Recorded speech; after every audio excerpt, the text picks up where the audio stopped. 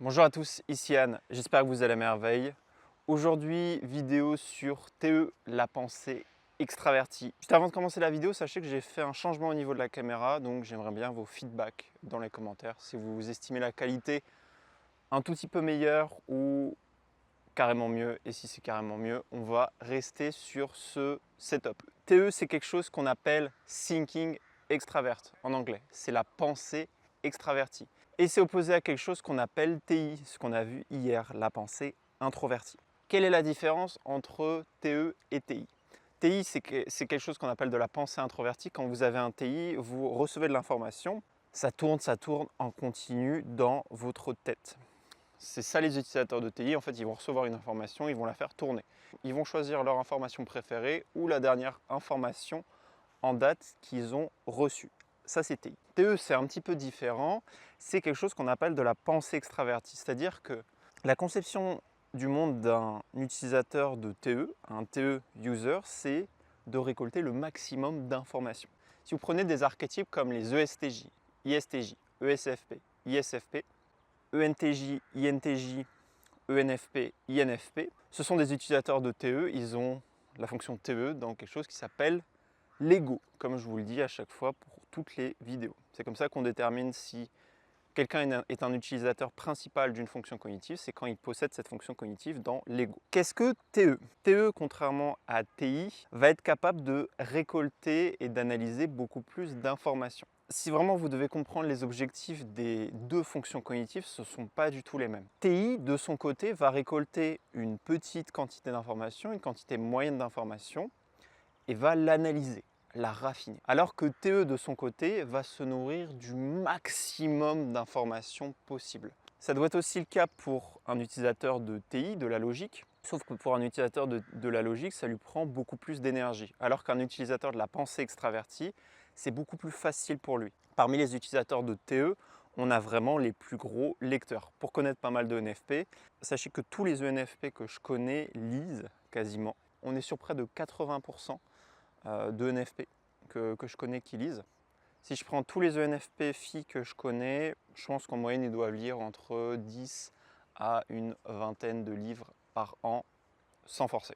Donc, les utilisateurs de TE, notamment ceux qui auront les fonctions cognitives TE dans un slot qu'on appelle la fonction optimiste, auront tendance à lire, récolter énormément d'informations. Donc, ce sera le cas pour les ENTJ, INTJ, ESFP, ENFP. Si une personne est un utilisateur de TE dans sa première fonction cognitive ou sa troisième fonction cognitive, c'est ce qu'on appelle un slot, une zone optimiste. Alors que la fonction parent et peur, qui sont la troisième et la quatrième fonction cognitive, va être une utilisation pessimiste.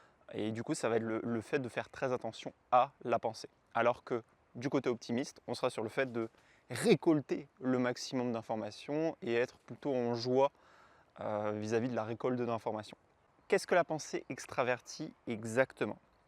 La pensée extravertie, donc TE, c'est quelque chose qu'on appelle de la pensée de groupe. Pour vraiment vous différencier, TI, c'est l'utilisation de ma pensée. Donc, par exemple, là, j'ai noté quelques informations et avec les quelques informations que j'ai notées, je les raffine dans ma tête. Et là, ce qui sort à l'écran que vous voyez, c'est vraiment de la pensée raffinée, donc que je n'ai même pas préparée. Alors que TE aura tendance à beaucoup moins raffiner la pensée, parce que ce n'est pas le but d'une fonction TE. Le but d'une fonction de TE, c'est se nourrir de l'information externe. Donc TE sera ultra sensible à la pensée de groupe.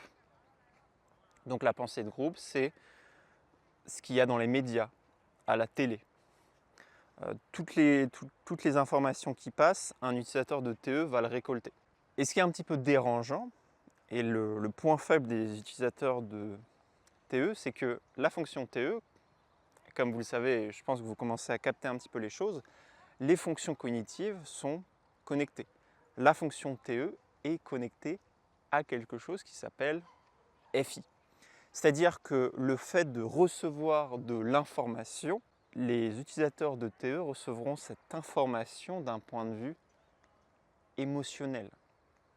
Toutes les informations qu'ils reçoivent, ils les captent d'un point de vue émotionnel et ça touche à leur ego. Comme quand je vous avais parlé de la fonction cognitive FI, là, voilà, petit exemple d'utilisatrice de TE, on a Greta Thunberg. Toutes les informations qu'elle reçoit par rapport aux ours polaires qui sont sur un glaçon en train de fondre, et après les ours polaires doivent nager et ne sont plus sur leur glaçon, bah, ça, elle reçoit ces informations d'un point de vue de la pensée externe, et une fois qu'elle l'a, bah, en fait, il y a un traitement émotionnel, parce que les INFP ont FI héros et TE peur. Ils ont peur de ce que pensent les autres d'eux. Beaucoup d'utilisateurs de TE sont très sensibles à la pensée de groupe. C'est-à-dire que, notamment un utilisateur de TE qui n'est pas très cultivé, c'est-à-dire qui ne va pas lire beaucoup de livres, il va recevoir toute l'information des médias, de la propagande du coin. C'est-à-dire, peu importe son pays, il va se faire propagander la tronche. Comme il est très sensible aux informations qu'il reçoit, il considère que toutes les informations et la majorité des informations, c'est-à-dire le bloc majoritaire qui va donner de l'information, il va y être sensible et il va adhérer à cette idée politique, à ce mouvement, à ce que les gens disent à la télé, à ce que disent les scientifiques, les sources d'autorité. TE est extrêmement sensible aux accréditations, aux scientifiques, aux preuves. Voilà, tout ce qui est les domaines créés par les gardiens, c'est-à-dire les institutions, l'État, les lois, TE est extrêmement sensible à ça. Et du coup, il va recevoir ces informations et il va y adhérer. Donc ce que doit faire un utilisateur de TE pour sortir de ça et éviter d'être quelque chose qu'on appelle un mouton, il va devoir lire beaucoup de livres. Plus un utilisateur de TE lira des livres différents, ira chercher des informations qui seront contradictoires par rapport à son point de vue moral, ce qui est très dur à faire. Même pour moi qui suis un utilisateur de TI, chercher des informations contradictoires vis-à-vis de ce que je pense être vrai est très compliqué pour moi. C'est aussi le cas pour les utilisateurs de TE, parce qu'ils sont connectés émotionnellement aux informations qu'ils ont. Plus un utilisateur de TE ira chercher de l'information qui n'est pas prédestinée à lui de base, et qu'il ira lire des livres, vraiment comprendre les choses, plus cette personne sera cultivée et moins sensible à la propagande. Donc un utilisateur de TE, vous imaginez différents blocs, donc différents blocs de pensée. Ok, il y a ces gens-là qui pensent ça, ces gens-là qui pensent ça, ces gens-là qui pensent ça. Donc il va vraiment prendre les gros blocs de pensée comme des amas. En fait, c'est des amas d'énergie, des amas d'informations. Il va les prendre, il va les stocker dans son sac. Comme je vous avais dit sur la petite vidéo que j'avais faite sur les 8 fonctions cognitives, TE, c'est vraiment quelqu'un qui va mettre de l'information dans son sac, se balader avec son sac. Ça, c'est TE. Alors que TI, il va découper l'information un peu comme un chef cuisinier. S'il voit qu'il y a quelque chose à brûler ou il ne sait pas trop si c'est la vérité, il va jeter un cocktail Molotov. Ça brûle, ok, donc ça c'est la vérité. Tout le monde pleure, les brûlures sont horribles, mais on a trouvé la vérité. Alors que TE, lui, il va récolter cette information, la capter, se connecter à elle d'un point de vue émotionnel. Information importante au niveau des utilisateurs de TE, comme TE est lié à FI, comme je vous avais dit pour la fonction cognitive FI, si tout le monde dit à un utilisateur de TE que c'est une bonne personne, cette personne se sentira bien, peu importe la réalité. Ce qui compte pour un utilisateur de TE, surtout un utilisateur de TE normal, ce n'est pas la réalité, c'est ce que les autres pensent. Parce que les utilisateurs de TE, fondamentalement, sont extrêmement connectés au statut social. Le statut social pour un utilisateur de la pensée extravertie, c'est extrêmement puissant. C'est quelque chose qui compte beaucoup pour eux. Comme je vous avais dit, les crédences, donc le fait d'avoir des diplômes, d'avoir une expertise, d'être reconnu, au point où certains archétypes utilisateurs de TE vont mettre absolument toute leur énergie disponible pour augmenter leur statut social, afin d'avoir du pouvoir. Suivant l'archétype de personnalité, on va avoir une expression du statut social. Donc les ESTJ vont l'exercer sous forme d'autorité, en gagnant en hiérarchie sociale, en étant manager, des choses comme ça, en gérant, en structurant. Les ISTJ par le fait d'obtenir, d'accumuler de l'information et après de pouvoir l'utiliser dans leur métier. Les ESFP et les ISFP, on sera vraiment sur de la création d'art en général parce qu'on a une fonction FI qui est située en héros ou en parent. Pour les ESFP et les ISFP, ce sera sur le fait de créer quelque chose et après, une fois qu'on a créé un tableau par exemple, on va noter ce tableau avec le prénom. Parce que pour les ESFP et les ISFP, notamment les ISFP, le prénom, le nom de famille a une valeur intrinsèque. Un prénom, un nom et une valeur et un statut social. Pour les ENTJ, les INTJ, On a l'exemple ENTJ très connu, Donald Trump. Donc ça va être sur le fait d'accumuler des richesses, de créer un système, de devenir le plus riche possible, surtout pour les ENTJ. Les INTJ, là on sera sur ouais, aussi le fait d'accumuler de la richesse, mais ce sera sur créer de la technologie, d'innover. Exemple d'INTJ, on a Mark Zuckerberg, le gars qui a créé Facebook et qui gère Instagram. Et enfin pour les ENFP, les INFP, on sera sur une recherche d'autorité comme pour les ESTJ, avec l'utilisation du TE. Ce qui est intéressant avec les INFP, c'est qu'un ESTJ, ça se voit qu'il recherche de l'autorité. Les ESTJ sont très bourrins au niveau de leur communication. Il manque des fois de tact en fait. Ils sont un peu trop violents parce qu'en fait ils captent pas les émotions des autres. Ce qui compte pour eux, c'est leurs émotions, et que ce qu'ils disent, ils le disent, et que ce soit important d'un point de vue moral. Donc en gros, ce qui compte pour eux, c'est la morale, c'est le fait d'être une bonne personne. Sur tout ce qui est le fait de faire en sorte que les gens se sentent bien émotionnellement, ça compte pas trop pour eux. Et donc pour les INFP, c'est la même chose. Ils vont rechercher cette autorité, mais ce sera fait de manière un petit peu plus filou. Hein, je vous connais les INFP. Leur origine cognitive, comme les ESTJ, c'est quelque chose qui s'appelle l'autorité, donc c'est recherche de l'autorité, mais ils vont la rechercher de manière détournée, en cachant leurs intentions. Et enfin les ENFP, recherche d'autorité par le fait de... Donc ce sera soit en politique pour les ENFP, soit sur le fait de faire un branding. Si vous êtes un ENFP, vous êtes super fort pour ça, faites un branding. Vous avez une capacité naturelle à avoir un branding, à générer les choses, vous êtes connecté aux idées des autres, vous avez une vision de la morale, vous avez là une connaissance des intentions des autres, faites un branding. Donc ça va être ça la manière naturelle pour un ou une ENFP. Je dis plutôt une ENFP parce que il y a beaucoup plus de ENFP femmes qui font des brandings. Si vous checkez le Insta de certaines ENFP qui font pas de business, des fois il est super poussé, super développé, elles ont plein de followers, elles savent comment se mettre en valeur, elles savent quoi dire, c'est assez intéressant. Voilà pour cette vidéo sur TE, la pensée extravertie. Ce que vous devez retenir, c'est que l'inspiration de gros amas d'informations, contrairement à TI où c'est vraiment des petits amas d'informations qui vont être décortiqués pour chercher la vérité. Donc TI, c'est rechercher la vérité.